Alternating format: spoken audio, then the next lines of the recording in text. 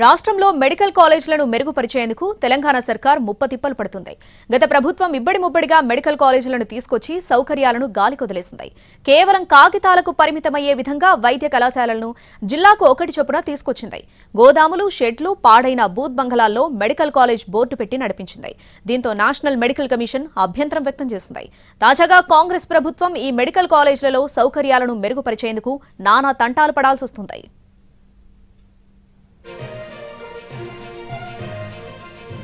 రాష్ట్రంలో 34 మెడికల్ కాలేజీలున్నాయి. అయితే గత ప్రభుత్వం పేరుకైతే మెడికల్ కాలేజీలకు అనుమతులను తెచ్చింది. కానీ ఏ ఒక్క మెడికల్ కాలేజ్కి కూడా సరైన బిల్డింగ్ లేదు, ఫ్యాకల్టీ లేదు, మినిమం ఫెసిలిటీస్ లేకుండానే బోధన మొదలుపెట్టారు.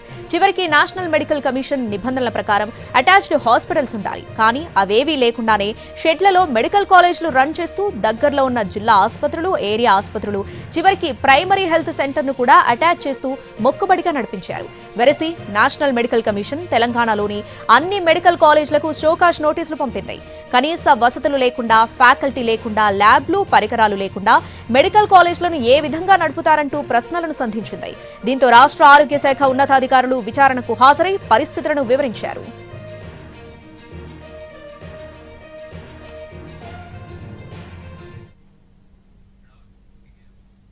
నిజానికి 2021 వరకు రాష్ట్రంలోని 9 ప్రభుత్వ మెడికల్ కాలేజీలు మాత్రమే ఉన్నాయి. 2022లో ఒకేసారి కొత్తగా 8 మెడికల్ కాలేజీలను బీఆర్ఎస్ హయాంలో తీసుకొచ్చారు. దీంతో కాలేజీల సంఖ్య 17కు చేరింది.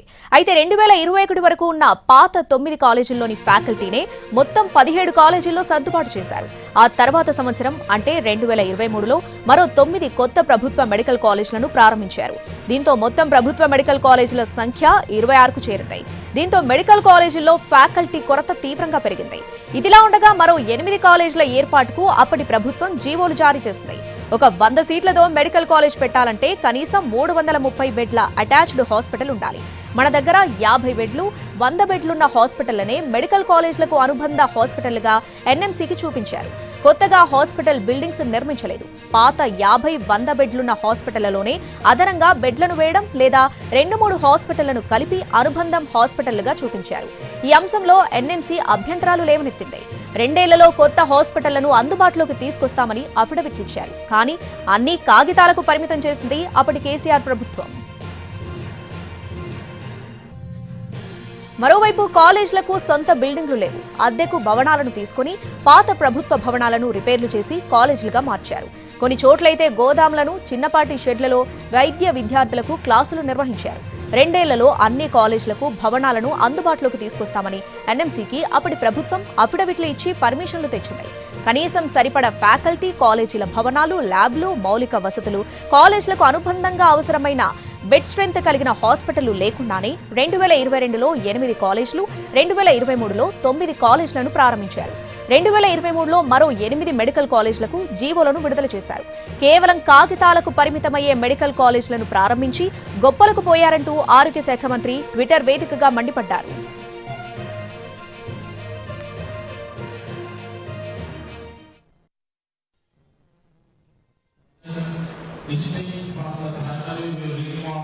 దేశంలో 780 మెడికల్ కాలేజెస్ ఉన్నాయి. 1,19,000 మెడికల్ సీట్స్ ఉన్నాయి, ఎంబీబీఎస్ సీట్స్.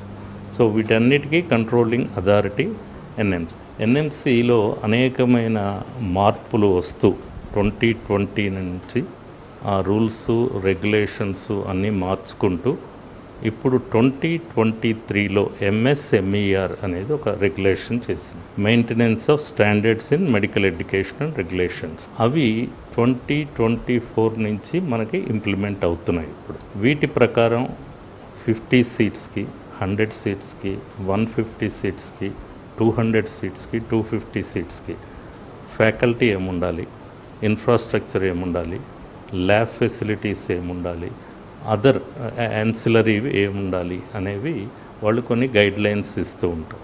మన రాష్ట్ర పరిస్థితికి వచ్చేటప్పటికి ఎవ్రీ ఇయర్ ఈ ఎన్ఎంసీ అనేది అన్ని మెడికల్ కాలేజెస్ని యాన్యువల్గా రెన్యూ చేస్తున్నారు. అసెస్మెంట్, సెల్ఫ్ అసెస్మెంట్ అనేది కొత్త రూల్ ప్రకారం మనం అప్లోడ్ చేయాలి. మా దగ్గర ఈ ఫెసిలిటీస్ ఉన్నాయి, మా క్లినికల్ లోడ్ ఇంత ఉన్నది, మా దగ్గర ఈ ల్యాబ్ ఫెసిలిటీస్ ఉన్నాయి అనేది ప్రతి మెడికల్ కాలేజీకి కూడా అప్లోడ్ చేయాల్సి ఉంటుంది.